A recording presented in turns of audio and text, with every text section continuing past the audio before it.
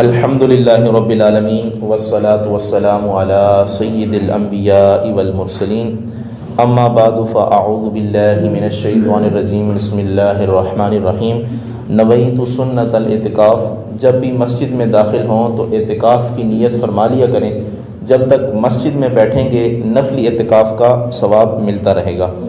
آج بڑی خوبصورت حدیث ہے۔ وعن ابی یزید معن ابن یزید ابن الاخنس رضی اللہ تعالی عنہم،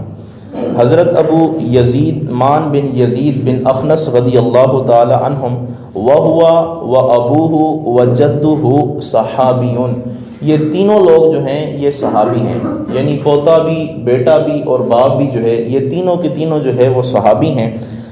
قال، آپ فرماتے ہیں کانا ابی یزید اخرج دنانیرا یتصدق بها فودعها عند رجل فی المسجد، کہ میرے والد صاحب گھر سے کچھ دراہم لے کے نکلے کہ میں کسی غریب کو صدقہ کروں گا، تو انہوں نے ایسا کیا کہ جو مسجد کا خادم تھا یا مسجد میں جو بندہ بیٹھا ہوا تھا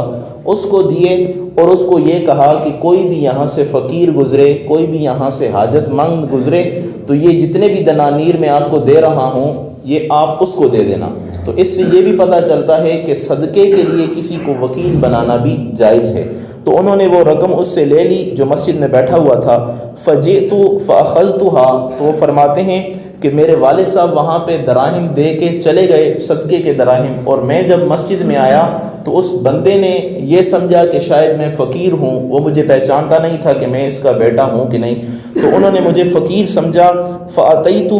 اور وہ مجھے رقم ساری دے دی اور میں نے وہ لے لی، اور میں وہ لے کے فاتیتہ بہا، میں وہ رقم لے کے اپنے والد صاحب کے پاس آیا، اور والد صاحب کے پاس جب میں پہنچا تو انہوں نے دیکھا کہ یہ وہی رقم ہے کہ جو میں نے مسجد میں اس خادم کو دی تھی۔ فقالا، تو میرے والد صاحب نے کہا واللہ ما ایاک اردت، کہ اللہ کی قسم میں نے تجھے یہ رقم دینے کا ارادہ تو نہیں کیا تھا۔ فخاصمتہ الی رسول اللہ صلی اللہ تعالی علیہ وسلم، یہ والا جو مسئلہ ہے، یہ والا جو معاملہ ہے، میں حضور علیہ الصلوۃ والسلام کی بارگاہ میں لے کے چلوں گا کہ میں ایک فقیر کو صدقہ کرنے کے لیے یہ رقم دی تھی اور میرا بیٹا جو ہے وہ رقم لے کے آ گیا ہے، تو کیا ایسا کرنا جائز ہے یا ناجائز ہے؟ فقالا، تو وہ کہتے ہیں کہ میں حضور علیہ الصلوۃ والسلام کی خدمت میں اپنے والد صاحب کو، یا والد صاحب کہتے ہیں کہ اپنے بیٹے کو میں لے کے حاضر ہوا،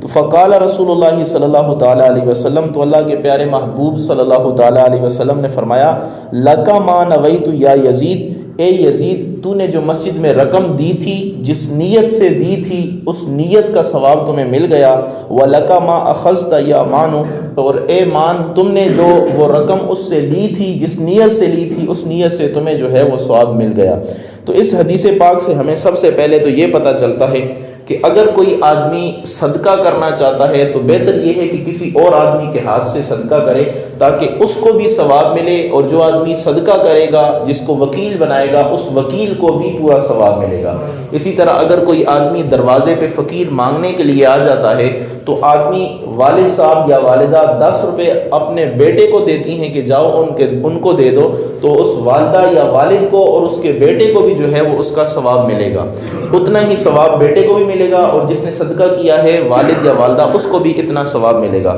دوسری چیز اس حدیث پاک سے یہ پتہ چلتی ہے کہ اگر والد صاحب کے ساتھ شریعت کا کوئی مسئلہ بن جائے تو کسی عالم کے پاس اسے لے کے آنا، وہ شریعت کا مسئلہ حل کرنا، یہ نافرمانی نہیں ہے، یہ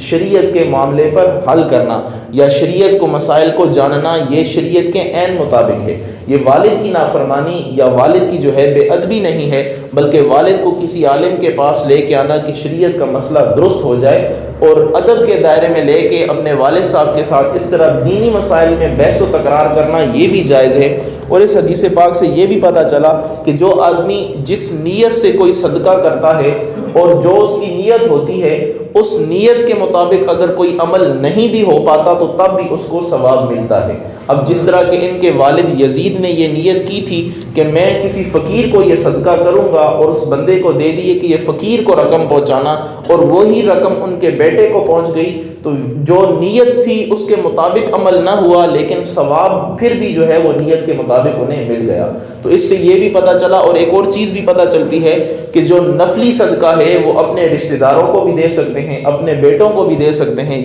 حتیٰ کہ میاں بیوی بھی آپس میں ایک دوسرے کو نفلی صدقہ دے سکتے ہیں۔ لیکن جو واجب صدقہ ہے وہ میاں بیوی بھی آپس میں ایک دوسرے کو نہیں دے سکتے،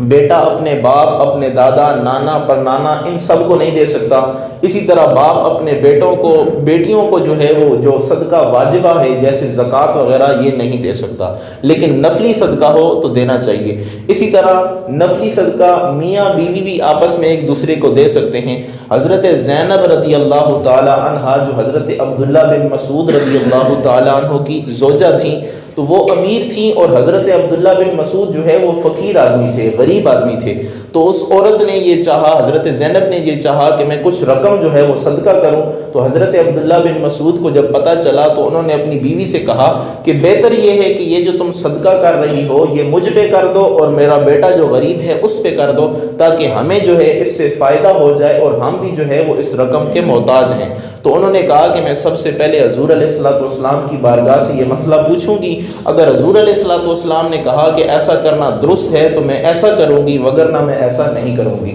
وہ حضور علیہ الصلوۃ والسلام کے پاس مسئلہ لے کے گئیں، تو حضور علیہ الصلوۃ والسلام نے فرمایا عبداللہ بن مسعود نے سچ فرمایا ہے، یہ نفلی صدقہ ہے، اگر تم انہیں صدقہ کر دو گی، ان کے بیٹے کو صدقہ کرو گی، یعنی اپنے بیٹے کو صدقہ کرو گی، وہ زیادہ حقدار ہیں، تو یہ جائز ہے۔ تو پتہ چلا اگر کوئی آدمی نفلی صدقہ کرنا چاہتا ہے تو اپنی اولاد میں بھی کر سکتا ہے، اپنی بیوی کو بھی دے سکتا ہے، اور بیوی جو ہے وہ شوہر کو بھی نفلی صدقہ دے سکتی ہے، اپنے جتنے عزیز و اقارب ہیں ان کو بھی نفلی صدقہ دے سکتے ہیں۔ اب یہاں پہ یہ جو تینوں راوی آئے ہیں، حضرت مان، حضرت یزید اور حضرت اخنس، یہ تینوں کے تینوں صحابی ہیں، اور حضرت مان رضی اللہ تعالیٰ عنہ کے بارے میں آتا ہے کہ یہ بدری صحابی ہیں، بلکہ یہ تینوں بدری صحابی ہیں، ایک روایت میں آتا ہے، اور یہاں تک کہ ان کو مروان کے زمانے میں 64 ہجری میں جو ہے وہ ان کو شہید کر دیا گیا تھا۔ اللہ تعالیٰ ان پہ کروڑوں رحمتیں فرمائے اور ان کے صدقے جو ہے وہ ہماری بخشش فرمائے، آمین۔ اللہ سے دعا ہے اللہ تعالیٰ ہم سب کو اس حدیث پاک پہ